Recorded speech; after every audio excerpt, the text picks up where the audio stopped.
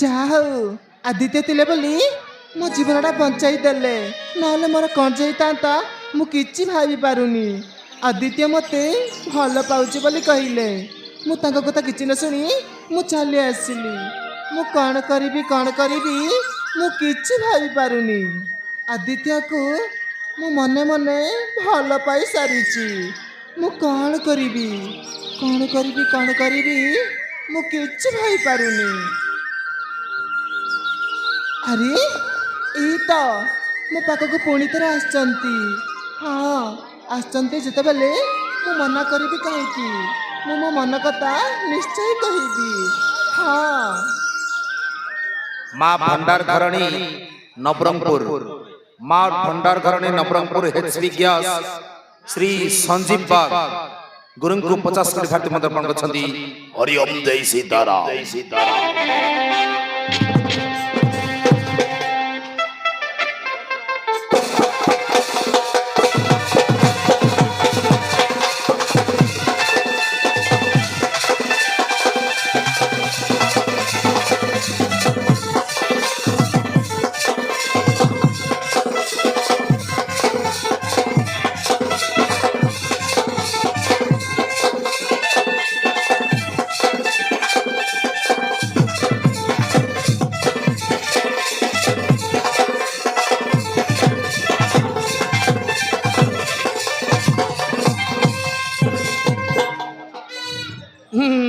Madam ନମସ୍କାର। ତମେ ମୁଁ ତମେ ପୁଣି ଥରେ ଆସିଛ କାହିଁକି? କଥା କ'ଣ କି ମ୍ୟାଡ଼ାମ? ହଁ କଥା କ'ଣ କି ମ୍ୟାଡ଼ାମ? ଆମ ଗୁରୁ ତମକୁ ମାନେ ଆରେ କ'ଣ କହିବାକୁ ଚାହୁଁଛ? ଆମ ଗୁରୁ ହଁ ତମ ଗୁରୁ ତମକୁ ସମଥିଙ୍ଗ ଏଇ ଟାଇମ୍ ପାସ୍ ଗୁରୁ। ଆରେ କ'ଣ କହିବାକୁ ଚାହୁଁଛ? ଆରେ କ'ଣ କହିବାକୁ ଚାହୁଁଛ? ଆରେ ସିଧା ସିଧା କହୁନ। କଣଟା କହିବି ନା ସାହସ ହଉନି ନା। ଆରେ କ'ଣ କହିବ? କଥା କ'ଣ କି ମ୍ୟାଡ଼ାମ? ମୋ ଗୁରୁ ତୁମକୁ ହଁ ମତେ ଆରେ କ'ଣ ମତେ? ନା ବା ହଉନି, ସାହସ ହଉନି। କ'ଣ ତମଟା କହିଥିଲା ଦେଲେ ମେ ହଉ ନା କହିକି ଆଉ ମୋ କ'ଣ ହଉନି। ଏଇ ଟାଇମ୍ ପାସ୍ ଆରେ କ'ଣ କହିବ? ଆରେ କହୁନ। ମ୍ୟାଡ଼ାମ ଗୁରୁ ଆସ। ଗୁରୁ ନା ହଉନି ବା, ସାହସ ହଉନି ବା ସତରେ।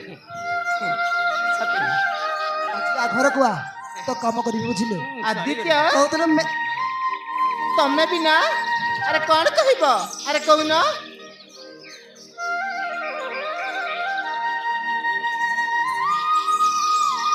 କଥା